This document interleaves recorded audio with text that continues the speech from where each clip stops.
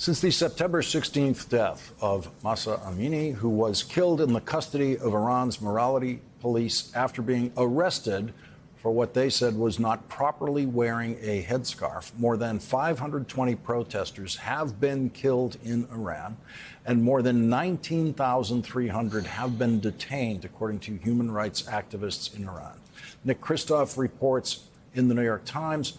One gauge of the hypocrisy of the Iranian regime is that there are credible reports that it is enforcing its supposedly strict moral code by arresting women and girls accused of advocating immodesty and then sexually assaulting them.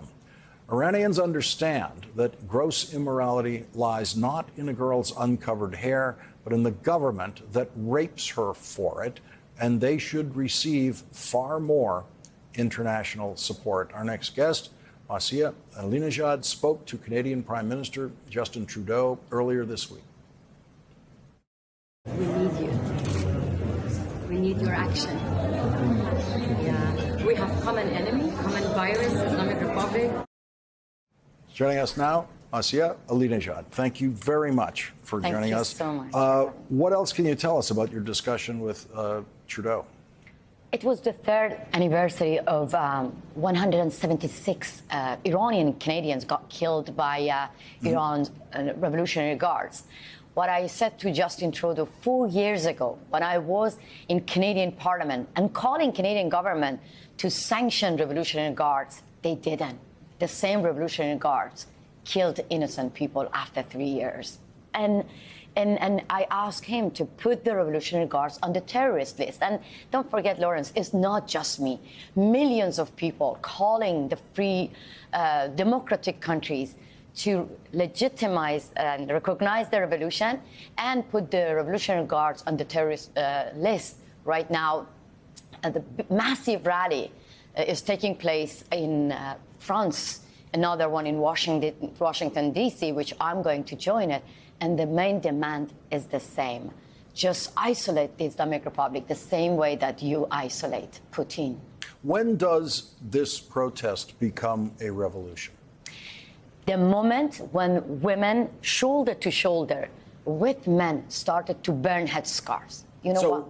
It is already a revolution. It is a revolution. Look, the more that the regime kills, the more that people get determined to protest against the regime. The family members of young teenagers who got killed, you know what they say?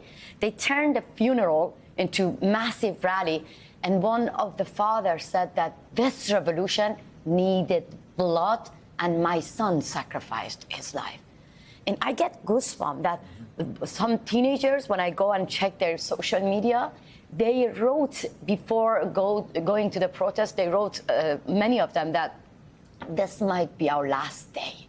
One of them said that this land, Iran, didn't give anything to me, but I give my head, I sacrifice my life for my country. So that actually shows you that people are fed up with the Islamic Republic, and this is just the beginning of the end.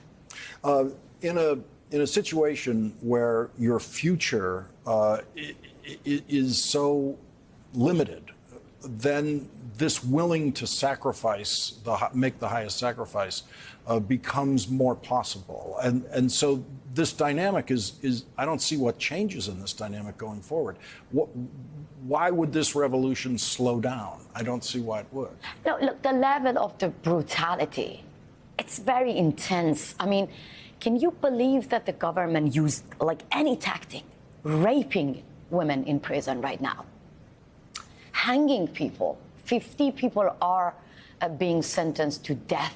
5 of them got executed, and 5 are in the death row. And the regime actually take the family members on TV to denounce their beloved one, make them to do forced confessions. Many young girls and boys they lost their eyes. So they use all the tactics to actually stop this revolution. But the revolution itself happened inside people's heart.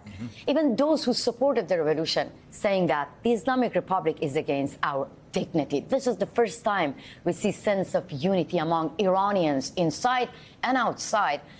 Oppositions are getting united, to have a united front line to tell the rest of the world that this is the time. You have to stand with the people of Iran, not with the murderers. How clearly is information spread in Iran about what's going on? Do people know who's been arrested, who's going to be executed? Is that information getting out? That's a problem. Look, the Iranian regime filtered social media to prevent people to take to the streets. But another reason which people are furious, because as you mentioned, it's not easy to get the information, to spread the information. Using social media is a crime. But at the same time, the tech companies allowing Khamenei and his gang of killers to use social media. You know, I cannot believe it. Twitter kicked out President Trump. And people were cheering here in America. But still, Khamenei is enjoying freedom of expression on Twitter. Elon Musk, if you hear me, kick them out. I mean, we need your help to, we need more Starlink in Iran, because it's not easy for people. And another thing is that sending videos to journalists like me, activists like me outside Iran is a crime. It's a crime. But at the same time, we see that CNN give platform to Iranian officials, to not just CNN, many media. But at the same time, if Iranian activists, journalists do interview with media abroad, they will go to prison. So this is, and I have to say, this is a war. Unfair. People don't have guns and bullets. The regime, they have guns and bullets, power, money, media, everything. But people are not going to give up. All we need just support from the leaders of G7.